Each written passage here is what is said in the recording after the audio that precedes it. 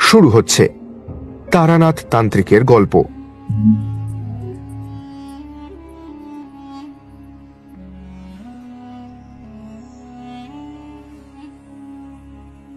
তারানাথ বলল, ক্ষমতার অপব্যবহার করতে নেই।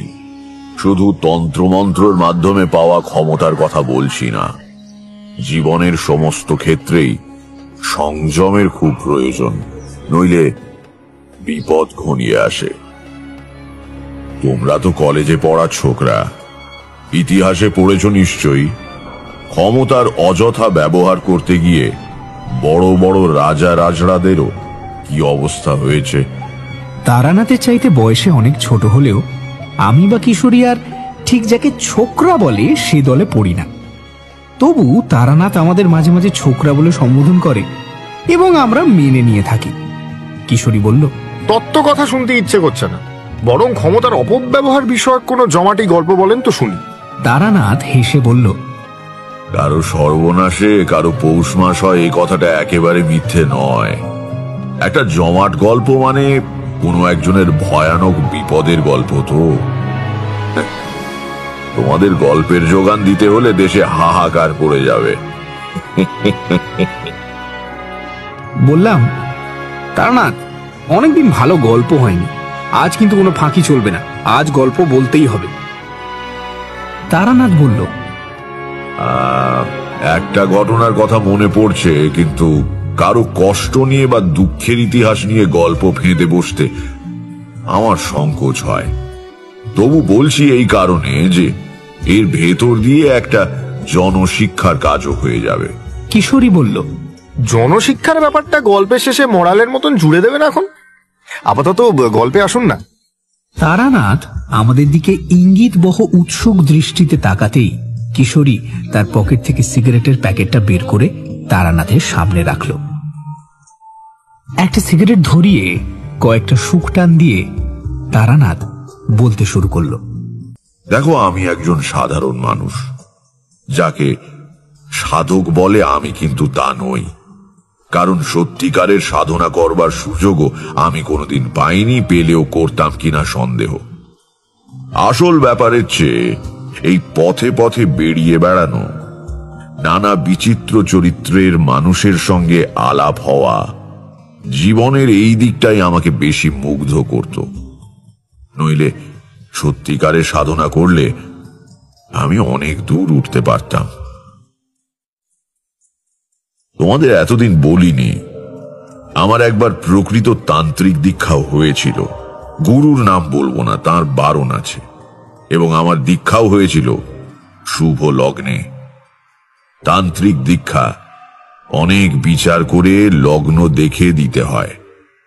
যেমন শুক্লপক্ষে দীক্ষা হয় না, কৃষ্ণপক্ষের পঞ্চমী সপ্তমী এসব তিথি খুব ভালো, অক্ষয় তৃতীয়া বা দশহরার দিন হতে পারে, কিন্তু তন্ত্রমতে এসবের চেয়েও প্রশস্ত দিনে আমার দীক্ষা হয়। কিশোরী বলল, যেমন? আমার দীক্ষা হয়েছিল সূর্যগ্রহণের সময়। গুরু যজ্ঞ শেষ করে আমার কপালে তিলক এঁকে যখন গলায় পদ্মবীজের মালা পরিয়ে দিলেন, তখন মাথার ঠিক ওপরে সূর্যে গ্রহণ লেগে রয়েছে। গুরু আমার কাঁধে হাত রেখে বলেছিলেন, তোর উন্নতি হবে, এমন লগ্ন সবাই পায় না। উন্নতি অবশ্য কিছু হয়নি, তবে কয়েকটা ক্ষমতা পেয়েছিলাম, সে তো তোমরা জানোই। গুরু এও বলে দিয়েছিলেন, বেটা, সাধনা করলে অসীম শক্তি পাবি, কিন্তু সেই শক্তি নিজের স্বার্থে অপরের ক্ষতি করবার জন্য কাজে লাগালে সর্বনাশ হবে। তন্ত্রের এই নিয়ম, সাবধান থাকিস, পা যেন না ফসকায়। গুরুর কথা মতো চলতে পারিনি, অপরের ক্ষতি করিনি বটে, কিন্তু লোভে পড়ে আধ্যাত্মিক উন্নতির বদলে বৈষয়িক উন্নতি চেয়েছিলাম, ফলে শক্তি কমে গিয়েছে। নেহাত মধুসুন্দরী দেবী বলেছিলেন, কোনোদিন ভাত কাপড়ের জন্য ভাবতে হবে না, তাই চলে যায় একরকম করে। যাক, এসব কথা। তো একদিন বসে আছি এই বৈঠকখানা ঘরে, সময়টা সকাল। আগের দিন এক বেটা মারোয়ারিকে কোন শেয়ার ধরে রাখলে লাভ হবে বলে দিয়ে বেশ কিছু নগদ লাভ করেছিলাম। পড়তির মুখেও আমার কথায় ভরসা করে সে শেয়ার ধরে রেখে দেয়। পরের দিন মাঝরাতে বোম্বে থেকে ট্রাঙ্ক কল পাই। ওই শেয়ারের দর হঠাৎ বাড়তির দিকে। 7 দিনে কয়েক লাখ টাকা মুনাফা করে গতদিন সে এসে বেশ মোটা প্রণামী দিয়ে গেছে। মনটা বেশ ফুর্তি ফুর্তি লাগছে। এমন সময় দরজার কাছে একজন লোক এসে দাঁড়ালো। পরনে ধুতি আর টুইলের শার্ট, পায়ে পাম্প শু। বয়স আমারই মতো হবে। আমাকে দেখে লোকটা বলল, আচ্ছা, এটা কি আজ হাত দেখা হবে না। তারানাথ কার নাম? আমারই নাম। কেন, কি চাই? লোকটা কাছে এসে একটু সামনে ঝুঁকে ভালো করে আমাকে দেখে বলল, হ্যাঁ, তাই বটে, তুই তো তারানাথ। আমাকে চিনতে পারছিস না?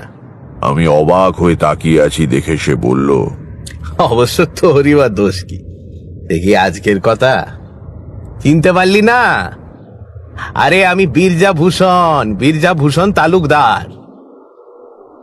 আরো কিছুক্ষণ হাঁ করে তাকিয়ে থাকবার পর আমার মনে পড়ে গেল আমাদের স্কুল জীবনের সেই ভূষণ। পেছনের বেঞ্চিতে বসতো আর অনর্গল পকেট থেকে ডাঁসা পেয়ারা বের করে চিবোতো। তার পুরো নাম বীরজা ভূষণ ছিল। আমি তক্তাপোষ থেকে উঠে তার হাত ধরে বললাম, মাফ কর ভাই, সত্যি প্রথমটা চিনতে পারিনি। কবেকার কথা সব, আর চেহারাও তো একেবারে বদলে গিয়েছে। তারপর কি খবর বল? এই বস। খবর ভালোই। রাজা গজা কিছু হয়নি, কিন্তু ওই বেশ কেটে যাচ্ছে, বুঝলি তো। তুই কেমন আছিস বল? ভালোই, আমারও কেটে যাচ্ছে। শুনলাম তুই নাকি নাম করা জ্যোতিষী হয়েছিস, লোকের মুখের দিকে তাকিয়ে নাকি ভাগ্য বলে দিস। তো কলকাতায় এসে ভাবলাম তোর সঙ্গে দেখা না করে যাব না। বেশ করেছিস, থাক না আমার কাছে কদিন। থাকা হবে না, আজকের রাতটা হয়তো থাকবো, কিন্তু কাল সকালেই রওনা দিতে হবে।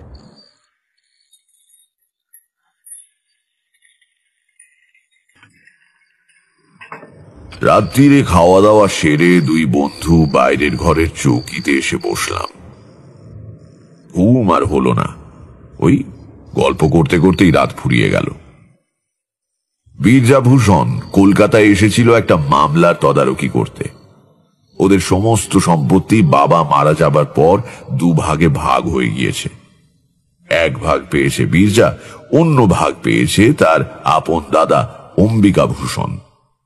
দাদাকে পৈতৃক বাড়ি ছেড়ে দিয়ে নিজে একটু দূরে আলাদা বাড়ি তৈরি করে নিয়েছে।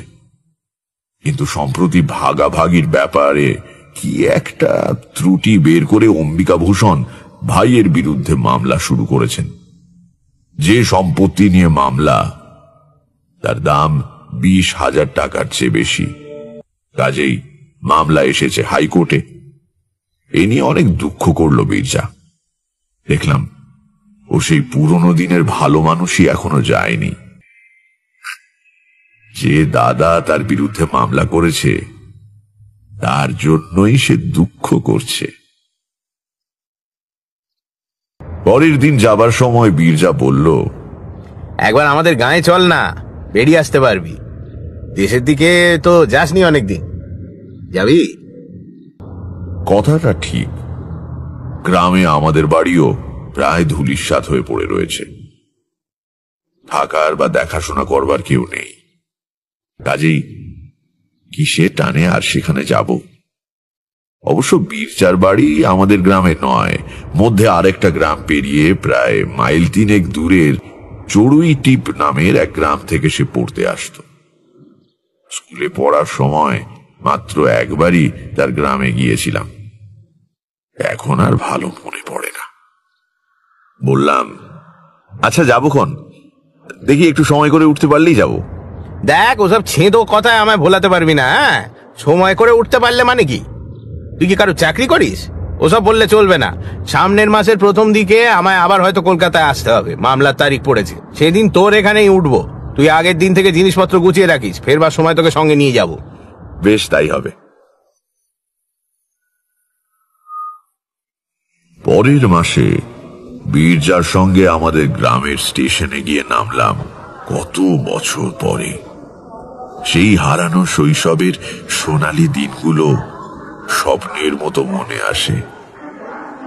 আয়, যা যায় তা একেবারেই যায়। স্টেশন থেকে আমাদের গ্রাম 7 মাইল আর বীরজার গ্রাম মাইল 10। স্টেশনে নেমে দেখি আমাদের জন্য গরুর গাড়ি এসে দাঁড়িয়ে রয়েছে। বীরজা ব্যবস্থা করে রেখেছিল আগে থেকে। গরুর গাড়ি চেপে অনেক বছর পরে আবার কাঁচা রাস্তা দিয়ে দুলতে দুলতে যাওয়া এত ভালো লাগছিল যে বিচার করে দেখে বুঝতে পারলাম শহরে বাস করলেও শহরকে আমি আদৌ ভালোবাসি না। গ্রাম আমার রক্তে মিশে রয়েছে। চড়ুইটিপ গ্রামটা দেখতে ভারী ভালো। গ্রামের প্রান্ত দিয়ে বয়ে যাচ্ছে ছোট্ট একটি নদী।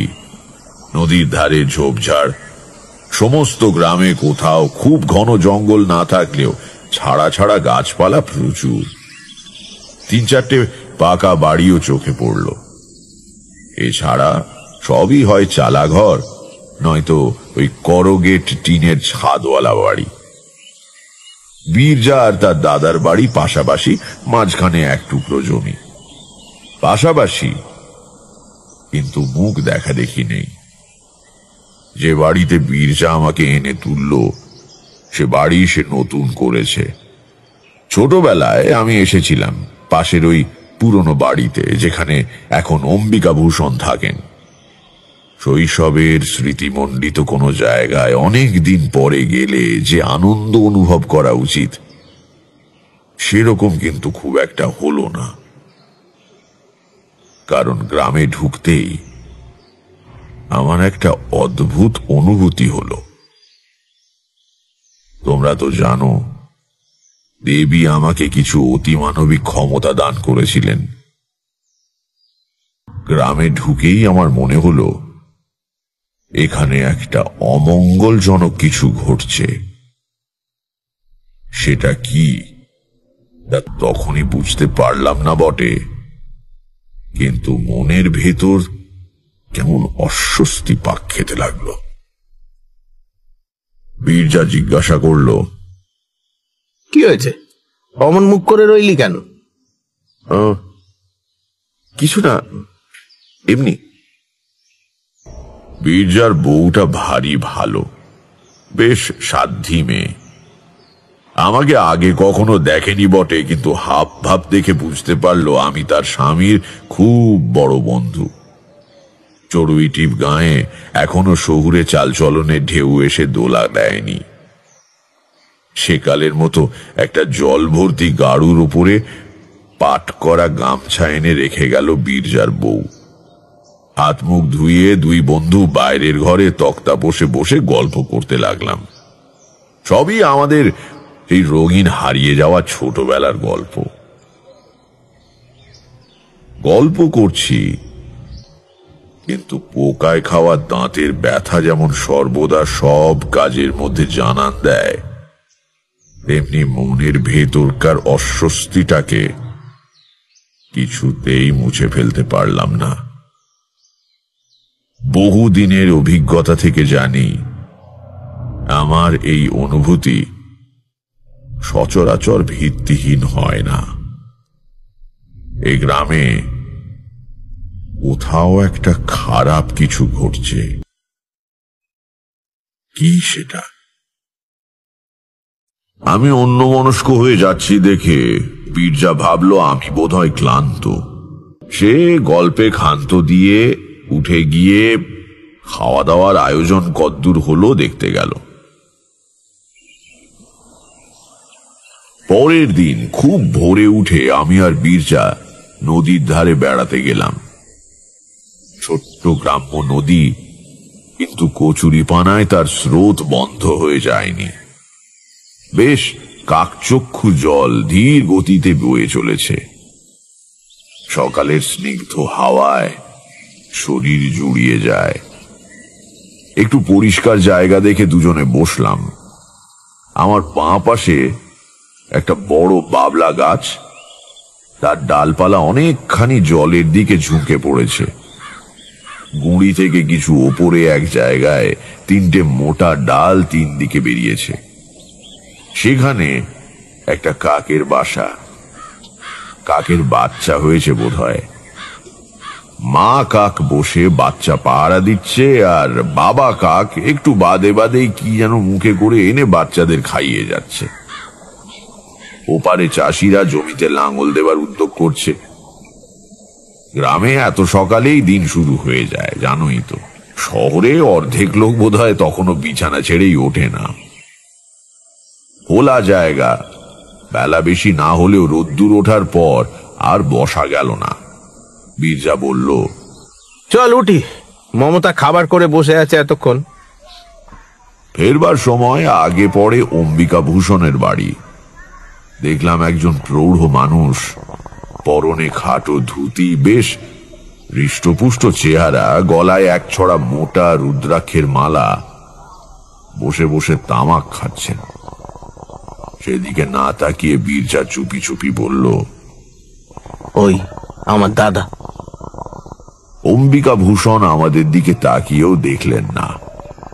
আমরা বাড়ির সামনে দিয়ে পার হয়ে যাবার আগেই ভেতর বাড়ি থেকে একজন লাল কাপড় পরা সন্ন্যাসী গোছের চেহারা লোক বেরিয়ে এসে অম্বিকা ভূষণের পাশে বসে একবার আমাদের দিকে তাকালো। বিশ্রী দৃষ্টি লোকটার, মাথায় সামান্য জটাও আছে। নিম্ন শ্রেণীর তন্ত্র সাধকের মতো চেহারা। জায়গাটা পার হয়ে গিয়ে জিজ্ঞাসা করলাম, এই বিজা, ওই লোকটা কে রে? বাড়ির ভেতর থেকে বেরিয়ে এলো? তোর দাদার গুরু নাকি? পেছন ফিরে একবার দেখে বীরজা বলল, না, দাদা মন্ত্র নাইনি। সাধু সন্ন্যাসী করার খুব ঝোঁক, মাঝে মাঝেই 2-4টেকে এনে পোষে। এই ব্যাটাকে দেখছি আজ কয়েকদিন যাবত, কিছুদিন শুষে চলে যাবে আর কি। দুপুরে দুজন বৈঠকখানায় বসে কথাবার্তা বলছিলাম। বহুদিন পরে শহর থেকে বাইরে বেরিয়ে যেন হাঁপ ছেড়ে বেঁচেছি। কোলাহল নেই, লোকজনের ঝামেলা নেই। রোজ সকালে বাজার থেকে শুঁটকো তরকারি আর আধপচা মাছ কিনে আনবার কোনো তাড়া নেই। এখানে সকাল বিকেল খুব খুব খাচ্ছি, আর বৈঠকখানায় বসে তামাক খেয়ে আড্ডা দিচ্ছি। আর পরিবেশও বেশ শান্ত। বেড়াতে বেরুলে মেঠো পথ, বাঁশ ঝাড়ে নুয়ে পড়া ডগার উপরে বসে পাখির গান, মনে হয় এসব ছেড়ে এতদিন ছিলাম কি করে। কথায় কথায় হঠাৎ বীরজা বলল, তারানাথ, তুই তো আজকাল শহরে থাকিস, আমার জন্য কিছু একটা ব্যবস্থা করা যায় না? কিসের ব্যবস্থা? মানে ওসব দিকে আমার একটা চাকরি টাকরি হয় না? এসে বললাম, তুই চাকরি করবি কি রে?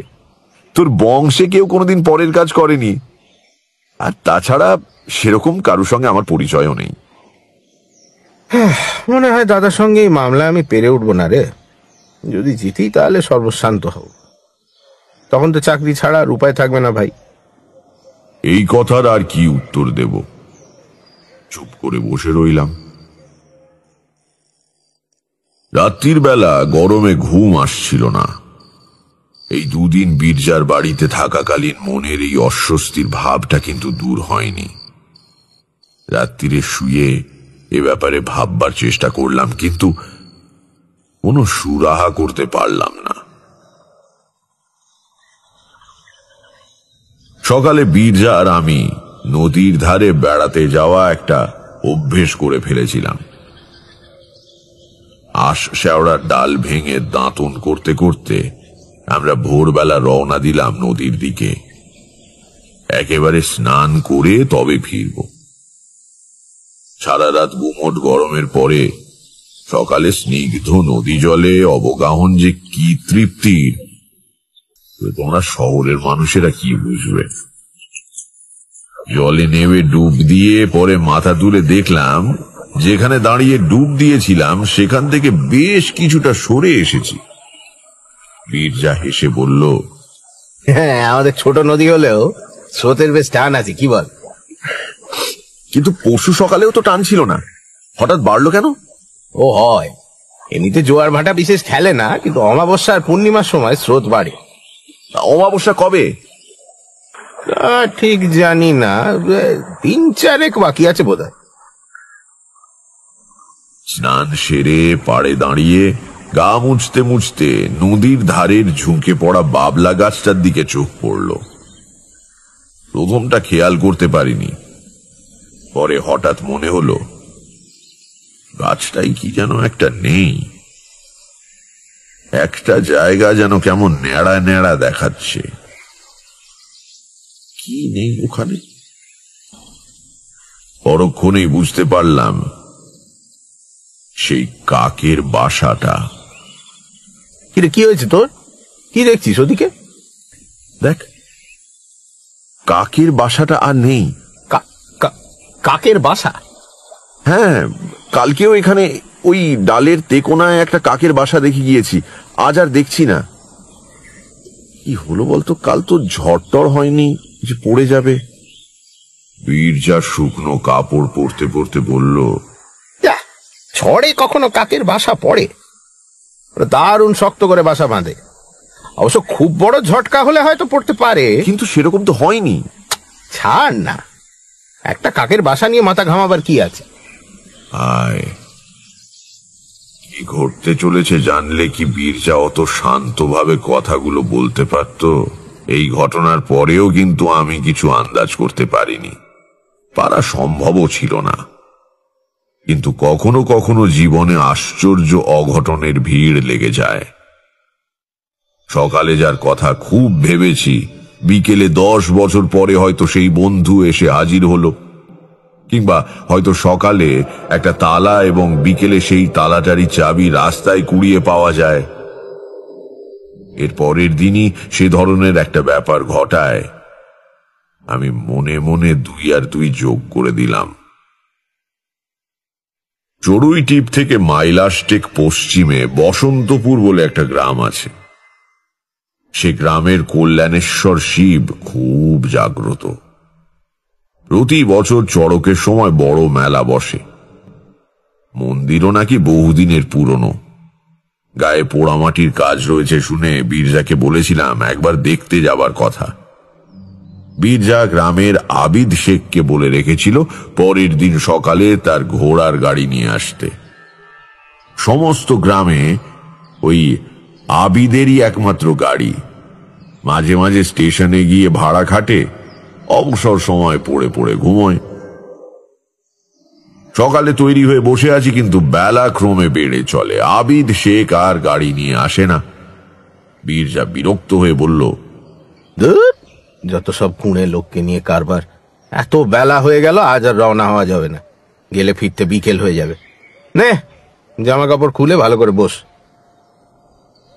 এইসব বলা কওয়া হচ্ছে এমন সময় ম্লান মুখে আবিদ শেখ এসে উপস্থিত। বীরজা গেল চোটে। কেমন তোমার কাণ্ড জ্ঞান আবিদ? হ্যাঁ, সে কখন থেকে বসে আছি, আজ আর যাওয়াই হলো না। কি হয়েছিল তোমার? গাড়ি কই? আবিদ শেখ বিষণ্ণ মুখে বলল, আর বলবেন না কর্তা, সকালে উঠে ঘোড়া জুতে গাড়ি নিয়ে আসছিলাম, কিন্তু ঘোড়া কিছুতেই গাড়ি টানবে না। কত গুঁতো গাঁথা দিলাম, তবু ঘোড়া দেখি ঠায় দাঁড়িয়ে। অনেক দিনের পোষা জানোয়ার কর্তা, কথা বললে শোনে। পরে মনে হলো ওর ঘাড়ে ব্যথা হয়েছে কোনো কারণে, গাড়ি টানতে গেলে ব্যথা লাগছে। নেমে এসে দেখি ঠিক তাই, ঘাড়ের কাছে একটা বেশ বড় কাটার দাগ। ও ঘোড়া নিয়ে আজ আর বেরোনো যাবে না কর্তা, জোর করে চালাতে গেলে মাঝপথে খেপে টেপে গিয়ে গাড়ি উল্টে দিতে পারে। ঘোড়া জখম হলো কি করে? জোয়ালে পেরেক টেরেক কিছু আছে নাকি? আগে না, সে আমি দেখেছি। তাহলে? মাথা চুলকে আবিদ শেখ বলল, আমিও তো তাই ভাবছি, কিসে ঘা খেলো জানোয়ারটা। যাকগে, যাও তুমি। তোমার ঘোড়া ভালো হয়ে ওঠা অবধি যদি আমার বন্ধু থাকে তাহলে একদিন মন্দির দেখতে যাওয়া যাবে। আবিদ শেখ চলে যেতে বীরজা আমার দিকে তাকিয়ে বলল, লোকটা মিথ্যে কথা বলছে কিনা ঠিক বুঝতে পারলাম না। আবিদ এমনিতে ভালো, কিন্তু বড্ড কুঁড়ে। হয়তো আজ আর মেহনত করার ইচ্ছে নেই। ঘোড়া ফের রাস্তা বলে তুলে দিয়ে সারাদিন পরে ঘুমোবে, দেখিস। আমি তখন দুয়ে দুয়ে যোগ দিচ্ছি। বললাম, না হে, লোকটা বোধহয় মিথ্যে কথা বলছে না। বীরজা একটু অবাক হলো, বলল, তার মানে তুমি ওর ভালো মানুষের মতো মুখ দেখে গলে গেলে নাকি? আবিদ কিন্তু ভয়ানক মিথ্যাবাদী। হ্যাঁ, তা হতে পারে, তবে এবার বোধহয় সত্যি কথাটাই বলছে। কি বলতে গিয়ে বীরজা থেমে গেল, একটু ইতস্তত করে বলল, হবেও বা, তোর তো আবার কি সব ক্ষমতা টমতা আছে লোকের মুখ দেখে মনের কথা বলে দেবার। আমি এই নিয়ে আর কথা বাড়ালাম না। বীরজাও চুপ করে গেল। সকালে বসন্তপুর যাবার জন্য তৈরি হয়ে বসেছিলাম, কাজেই নদীর ধারের দৈনন্দিন ভ্রমণ আজ আর হয়ে ওঠেনি।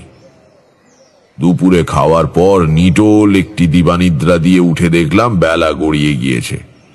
এখনই বেরিয়ে পড়লে কিছুক্ষণ নদীর ধারে বসা যায়। মুখে চোখে জল দিয়ে রওনা দিলাম।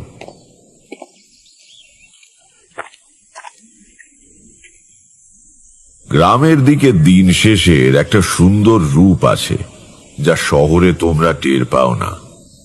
আস্তে আস্তে আমার চোখের সামনে নদীর ওপারের চষা ক্ষেত আবছা অন্ধকারে ম্লান হয়ে এলো। পাখিরা মাথার ওপর দিয়ে ফিরে যাচ্ছে বাসায়। সারাদিনের গরমের পর নদীর বুক থেকে জোলো হাওয়া ভেসে আসছে। বাংলার বাতাসে বৈরাগ্য আছে, বুঝলে। কিছুক্ষণ চুপ করে খোলা হাওয়ায় বসে থাকলে মনে হতে শুরু করে, এই কার কি হবে অনর্থক উন্নতির চেষ্টা করে। অন্ধকার বেশ চেপে আসছে দেখে বাড়ি ফেরবার জন্য উঠে দাঁড়ালাম। সঙ্গে সঙ্গে নজর পড়ল ওপাশের সেই বাবলা গাছটার দিকে। গাছের নিচে একটু ঝোপ মতো, আর তার মধ্যে কি যেন নড়ছে। অস্বীকার করতে পারবো না, প্রথমে বেশ ভয়ই পেয়েছিলাম। এদিককার গ্রামে সন্ধ্যের দিকে এখনো বুনো শুয়োর বেরোয়। শখ করে হাওয়া খেতে এসে শেষে বুনো শুয়োরের হাতে পড়লাম নাকি। এই শুয়োর বড় বাজি জানোয়ার, অকারণেই তেড়ে এসে দাঁত দিয়ে পেট চিরে দেয়। কিন্তু না, শুয়োর নয়। আমার পায়ের আওয়াজ পেতেই বোধহয় ঝোপের মধ্যে থেকে একজন উঠে দাঁড়ালো। অম্বিকা ভূষণের বাড়িতে দেখা সেই তান্ত্রিক সন্ন্যাসী। তার হাতে কতগুলো শেকড় বাকড়। লোকটা তীব্র জ্বলন্ত দৃষ্টিতে আমার দিকে তাকিয়ে রইল। তার চোখের দিকে তাকালে মনে হয় পৃথিবীতে সব আলো, হাসি, গান ফুরিয়ে গিয়েছে। যেন কাল সকালে আর সূর্য উঠবে না এবং 5 মিনিটের মধ্যে আমি মারা যাব। তোমরা হলে সেই চাউনিতেই তোমাদের হাত পা ঠান্ডা হয়ে আসতো, কিন্তু আমি তারানাথ। আমারও জীবন কেটেছে ভয়ানক সব সাধকদের সঙ্গে মেলামেশা করে। তারা সত্যিকারের সাধক। আর এই লোকটাকে দেখেই বুঝতে পারলাম এর কিছু ক্ষমতা আছে বটে, কিন্তু সে নিম্ন শ্রেণীর ক্ষতি করার ক্ষমতা। সেটা বুঝেই মনে জোর পেলাম। লোকটা আমার দিকে তাকিয়েই আছে। আমি তার চোখে চোখ রেখে বললাম, কি শ্বেত সর্ষে জোগাড় হলো? মুহূর্তের মধ্যে তার মুখে বিস্ময়, ক্রোধ ইত্যাদি কয়েকটা অভিব্যক্তি খেলে গেল। আমার দিকে এক পায়ে এগিয়ে এসে অদ্ভুত কর্কশ গলায় বলল, তুমি কি করে জানলে? আবার বললাম, কাকের বাসা তো আগেই সংগ্রহ হয়েছে। নিম পাতা কি কালকে পাড়া হবে না পরশু? পরশুই তো অমাবস্যা, তাই না? সে কিছুক্ষণ আমার দিকে স্থির চোখে তাকিয়ে রইল। তারপর আস্তে আস্তে প্রত্যেকটি কথা গরম লোহার মতো বিধিয়ে দিয়ে বলল, ও, তুমি জেনেছ তাহলে? তাই তোমাকে দেখে সেদিন আমি বোকা, আমারই আগে বোঝা উচিত ছিল। তারপরেই তার চোখ আবার দপ করে জ্বলে উঠল। মাথাটা সামনে ঝুঁকিয়ে সে বলল, কিন্তু বিশেষ লাভ কিছু হবে না। এক সাধকের অবিচার ক্রিয়ায় বাধা দেওয়া নিয়ম বিরুদ্ধ, জানো তো? হ্যাঁ, দিয়েও সুবিধে করতে পারবে না। আমার যা করবার আমি করবই, বাধা দিলেও লাভ হবে না, আমার ক্রিয়ার ফল হবেই। দেখা যাক। সে কয়েক মুহূর্ত আমার দিকে তাকিয়ে থেকে, বেশ, দেখো তাহলে, বলে পেছন ফিরে হাঁটতে শুরু করলো। খুব মন খারাপ নিয়ে বীরজার কাছে ফিরলাম। আমি নিজের অভিজ্ঞতা থেকে জানি, এসব সাধকদের ভালো করার ক্ষমতা না থাকুক, ক্ষতি করবার শক্তি কিন্তু খুবই থাকে। কিশোরী হঠাৎ জিজ্ঞেস করলো, কিন্তু আমরা যে অন্ধকারে রয়ে গেলাম, আপনি কিভাবে 2 এ 2 4 করলেন বললেন না? তারানাথ হেসে বলল, তাও তো বটে। গল্প বলতে বলতে ভুলে গিয়েছিলাম যে তোমরা এসব ব্যাপার কিছুই জানো না। আচ্ছা বলি, শোনো। প্রথমে নদীর ধারের বাবলা গাছ থেকে কাকের বাসাটা অদৃশ্য হয়ে যাওয়াতে আমার মনের ভেতরে টনক নড়ে ওঠে। তোমাদের এই জিনিসটা ব্যাখ্যা করে বোঝাতে পারবো না। বহু অভিজ্ঞতায় শ্মশানে শ্মশানে ঘুরে একটু একটু করে এটা দাঁড়িয়ে গিয়েছে। কখনো মুন্ডমালা তন্ত্র অথবা হংস পারমেশ্বর নামে কোনো বইয়ের নাম শুনেছ? আমি বললাম, কই না তো। তারানাথ বলল, সেই বইয়ে শ্বেত বগলা নামে এক দেবীর উল্লেখ রয়েছে। তার পুজো করে তারপর উচাটন ক্রিয়া করতে হয়। কারুর ক্ষতি করবার জন্য যে তান্ত্রিক ক্রিয়া, তারই নাম উচাটন। অমাবস্যার দিন ছাড়া শ্বেত বগলার পুজো হয় না। ঘোড়া আর মোষের রক্ত মিশিয়ে কালি তৈরি করতে হয়। তারপর কাকের পালকের কলম দিয়ে যার সর্বনাশ করতে চাও তার নাম একটা নিম পাতার ওপর ওই রক্ত দিয়ে লিখতে হবে। লেখার সময় একটা মন্ত্র উচ্চারণ করতে হয়, সেটা অবশ্যই তোমাদের বলবো না। এরপর ষোড়শোপচারে শ্বেত বগলার পুজো করে হোম করতে হবে। যজ্ঞের সমিধ হচ্ছে সাধারণত বেলকাঠ বা জগডুমুরের কাঠ, কিন্তু এই যজ্ঞ করতে হয় কাকের বাসার সরু সরু কাঠি দিয়ে। প্রত্যেকটি কাঠি যজ্ঞের আগুনে দেবার আগে শ্বেত সর্ষের তেলে ভিজিয়ে নিতে হয়।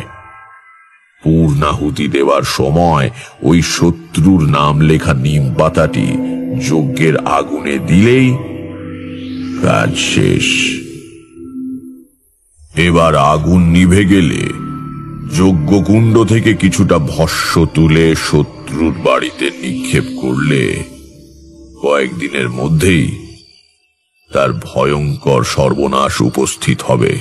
উফ, কি ভয়ানক! ভয়ানকই বটে।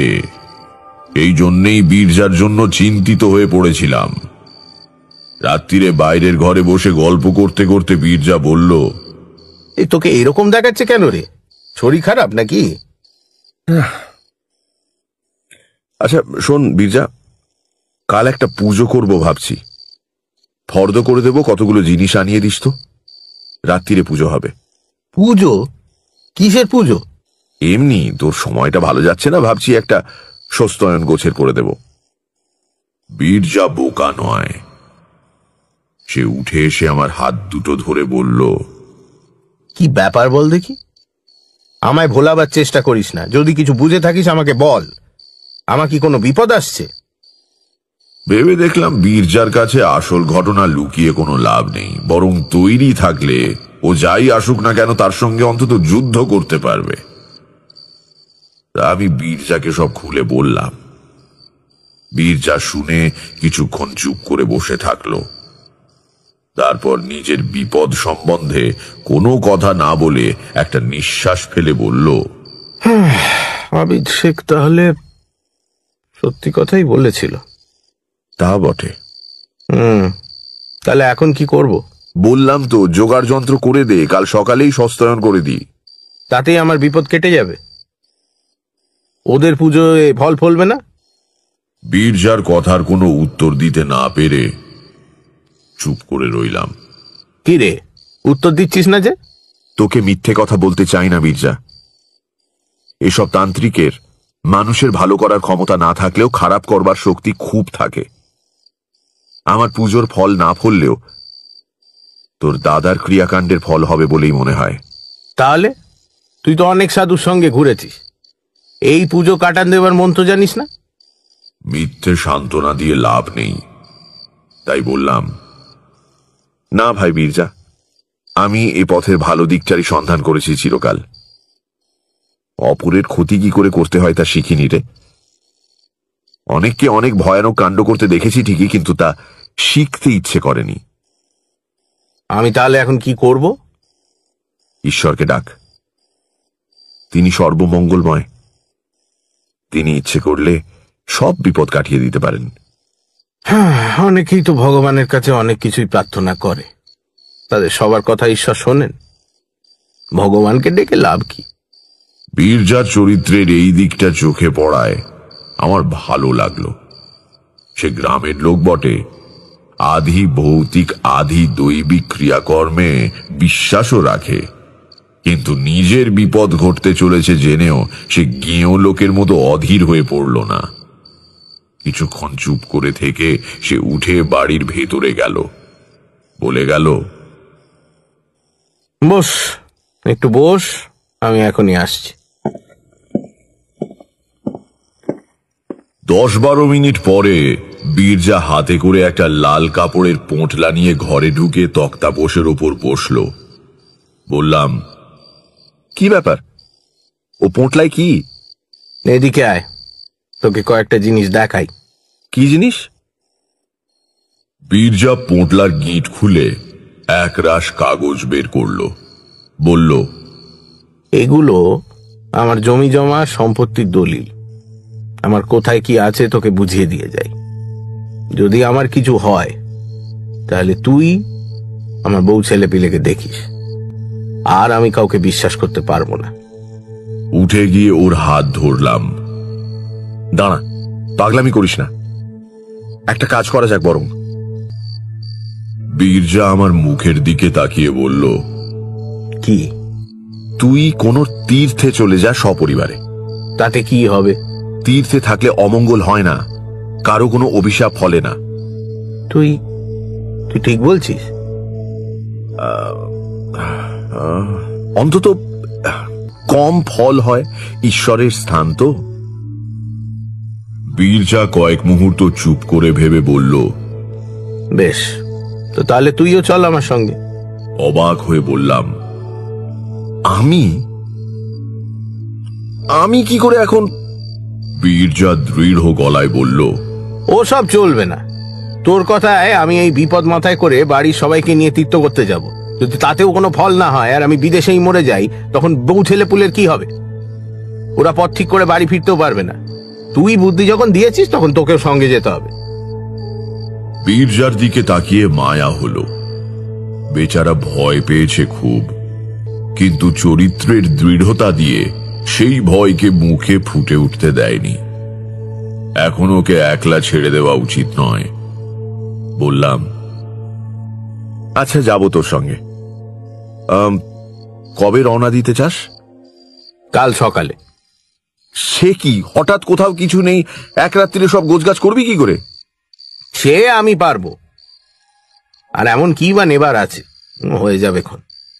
কিন্তু টাকা কড়িরও তো প্রশ্ন আছে। তার জন্য আটকাবে না, এসব দেশগাঁ জায়গা, আমরা ব্যাংকে টাকা রাখি না। 2-4 টাকা যা আছে তা বাড়িতেই। কালই চল। চল তাহলে। কোথায় যাবি? একটুও না ভেবে বীরজা বলল, কাশিতে। খুব দেখার ইচ্ছে ছিল, এই সুযোগে হয়ে যাবে। তারপর একটু চুপ করে থেকে আবার বলল, তারপর ধর সত্যি যদি আর না ফিরি, তাহলে হিন্দু ছেলে কাশিতে অন্তত মরতে পারবো।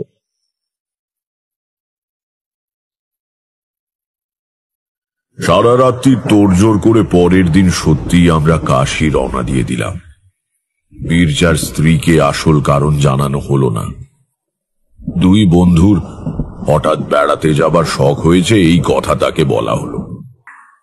যাবার পথে নিবারণ রায়, বীরজার দুঃসম্পর্কের মামা, তাকে ঠিকানা দিয়ে এলো বীরজা।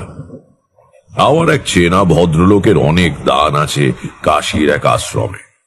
সেখানে এর আগেও 2 আমি উঠেছি কাশী গিয়ে। এবারেও সেখানেই থাকবো ঠিক করেছিলাম। তারই ঠিকানা। তখনও জানি না যে ঠিকানাটার সত্যিই দরকার পড়বে।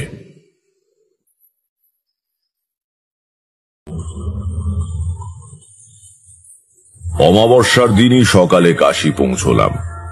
গঙ্গা স্নান করে সেদিনই বাবা বিশ্বনাথের পুজো দেওয়া হলো।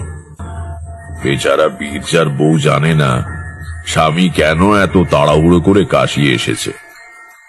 সে আনন্দ করে সব দেখে বেড়াচ্ছে। পাড়া গাঁয়ের বউ এর আগে বিশেষ বাইরে বেরোয়নি কখনো। খুব খুশি। বীরজা মাঝে মাঝে কাষ্ঠ হাসি হাসছে, কিন্তু সে হাসিতে কোনো রং নেই। সেদিন রাত্রিটা আমরা 2 বন্ধু এক জায়গায় বসে প্রায় জেগেই কাটিয়ে দিলাম। কিছুই ঘটল না। এই ভয়ঙ্কর সময়টা কেটে যেতে বীরজাও যেন মনে একটু বল ফিরে পেল। পরের দিন সকালে তাকে বেশ হাসি খুশি দেখলাম। এই করে নিরুপদ্রবে আরো 3-4 দিন কেটে গেল। 5ম দিনে বীরজাই আমাকে বলল, মনে হচ্ছে এই যাত্রা বেঁচে গেলাম, বুঝলি না? তীর্থস্থানের মাহাত্ম আছে, স্বীকার করতে হবে।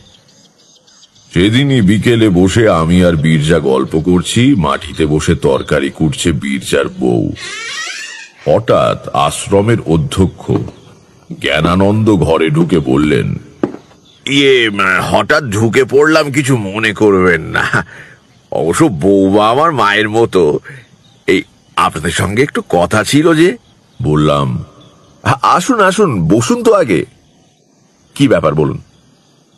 জ্ঞানানন্দ তাঁর হাতে ধরা হলুদ রঙের এক টুকরো কাগজ আমাদের দিকে বাড়িয়ে দিয়ে বললেন, বীরজাভূষণ কার নাম? একটা তার এসেছে। আশ্রমে তার এলে আমি সই করে নিয়ে পৌঁছে দিই। এই দেখুন তো কি খবর, কোনো বিপদ টিপদ নয় তো? বিপদ আর কি হবে, বীরজা তো সমস্ত পরিবার নিয়ে এখানে। তার খুলে বীরজার চোখ মুখ কেমন যেন হয়ে গেল। জিজ্ঞেস করলাম, কি হয়েছে বীরজা, কি খবর কি? বীরজা আমার দিকে তারটা বাড়িয়ে দিয়ে বলল, দাদা তার পাঠিয়েছেন, পড়ে দেখ। পড়ে দেখলাম। অম্বিকা ভূষণেরই করা তার বটে। বিশেষ কিছু লেখা নেই, শুধু বলা হয়েছে, অবিলম্বে ফিরে এসো, বাড়িতে বিপদ।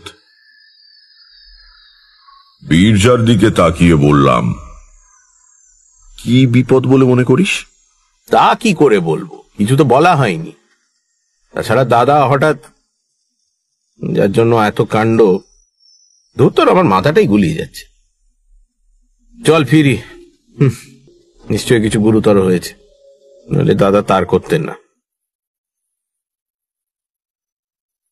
ট্রেনে আসতে সমস্ত পথ বীরজা বলল, রক্তের টান, বুঝলি? দাদা ভুল বুঝতে পেরে আমাকে আবার ডেকেছে। আমি তার কথার উত্তর দিইনি তখন। কারণ হঠাৎ আমার মনের মধ্যে আবার সেই পুরনো অমঙ্গলের ধ্বনি বেজে উঠেছে, যেন অবিলম্বে একটা অশুভ কিছু ঘটতে চলেছে। এর ওপর বীরজাকে আর কিছু বলে ভয় দেখিয়ে লাভ নেই, কিন্তু আমি জানি কিছু একটা ঘটবেই বা ঘটছে।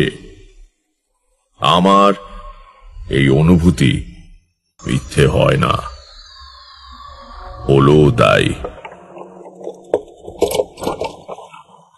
গরুর গাড়ি নিয়ে স্টেশন থেকে একেবারে অম্বিকা ভূষণের বাড়ির সামনে গিয়ে নামা হলো। মালপত্র গাড়িতেই রেখে আমরা ঢুকলাম বাড়িতে। চারদিকে কেমন একটা থমথমে ভাব। বাইরের ঘরে কেউই নেই। বীরজা অন্দরের দিকে পা বাড়াবে এমন সময় স্বয়ং অম্বিকা ভূষণ এসে ঘরে ঢুকলেন। বীরজা নিচু হয়ে তার পায়ের ধুলো নিয়ে প্রণাম করে বলল, কি হয়েছে দাদা, তার করেছো কেন? উত্তরে অম্বিকা ভূষণ ভাইকে জড়িয়ে ধরে কেঁদে ফেললেন।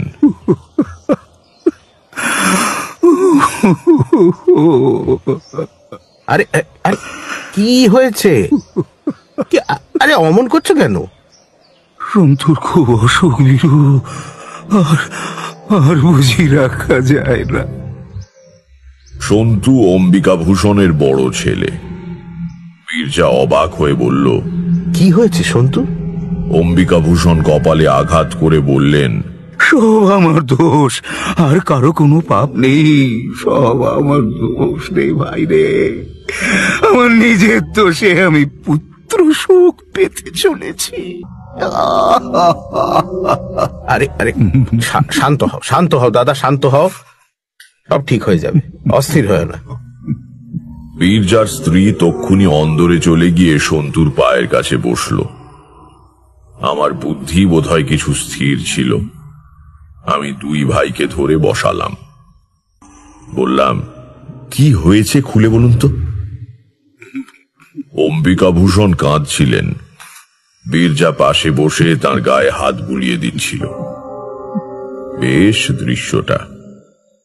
দুই ভাইয়ের বিবাদ বিপদের স্রোতে ভেসে গিয়েছে। আমার প্রশ্ন শুনে অম্বিকা ভূষণ মুখ তুলে তাকালেন, বললেন, নিজের মুখে স্বীকার করলে পাপের বোঝা হালকা হয়, তাই কোনো কিছু না লুকিয়ে বলছি। বীরু, বীরু, তোর সর্বনাশ করার জন্যে আমি এক তান্ত্রিকের পরামর্শে ওই শ্বেত বগলার পুজো করেছিলাম, আর সে পুজোয় আমি বললাম, এই অংশটা বাদ দিয়ে বলুন, এটা আমি আগেই টের পেয়ে বীরজাকে বলেছি। অম্বিকা ভূষণ একবার আমার দিকে তাকালেন, তারপর বললেন, ও জানতেন তাহলে? যাই হোক, পুজোর পরে হোম করে সেই হোমের ছাই নিয়ে বীরুর বাড়িতে ফেলবার দরকার ছিল। বেটা তান্ত্রিক কাজটা আমাকেই করতে বলল। কি আর বলবো, তুমি শয়তান আমার বুদ্ধি কেড়ে নিয়েছিল। এ সময় বীরু কাশিতে, বাড়ি ফাঁকা, কাজেই আমিও ভাবলাম সুবিধেই হলো। অমাবস্যার দিন প্রায় সারা রাত্রির পুজো হলো।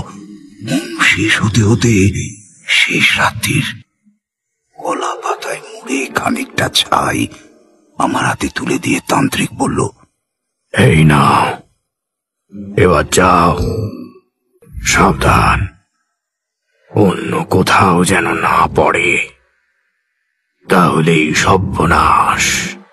যাও। তখনও ভোর হতে দেরি আছে।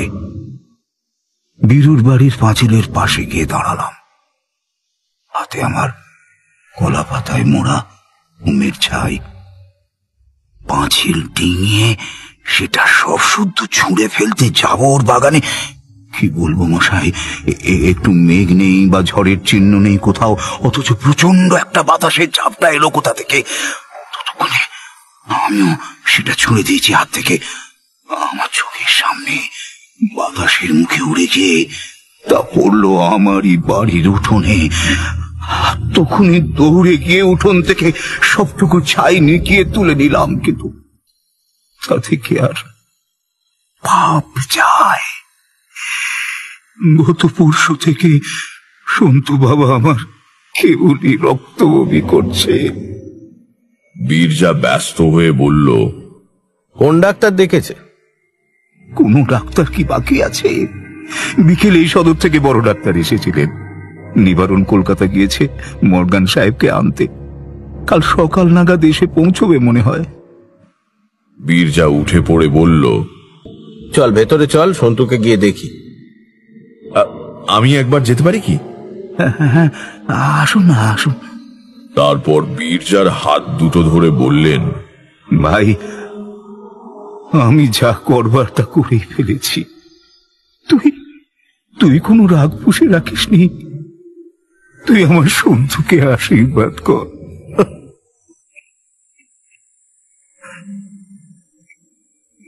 অমন করে বলছো কেন দাদা? সন্তু আমার নিজের ছেলের মতো।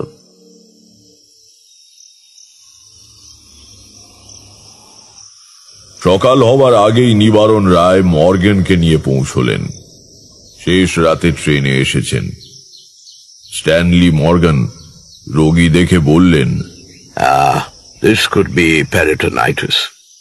If it's been ruptured, then I'm afraid the boy's not going to survive.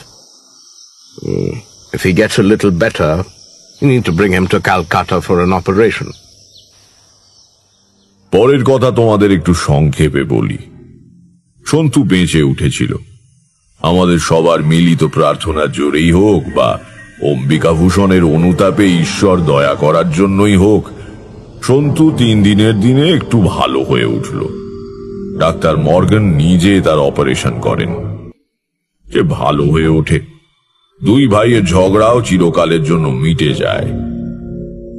কিন্তু তান্ত্রিক প্রক্রিয়ায় অপরের ক্ষতি করতে গিয়ে মানুষ নিজের কি বিপদ ডেকে আনে দেখলে তো? বোধহয় ভগবানই অম্বিকাভূষণকে একটু শাস্তি দিতে চেয়েছিলেন, নইলে সামান্য বাতাসের চিহ্ন নেই কোথাও। অথচ অমন হবে কি করে?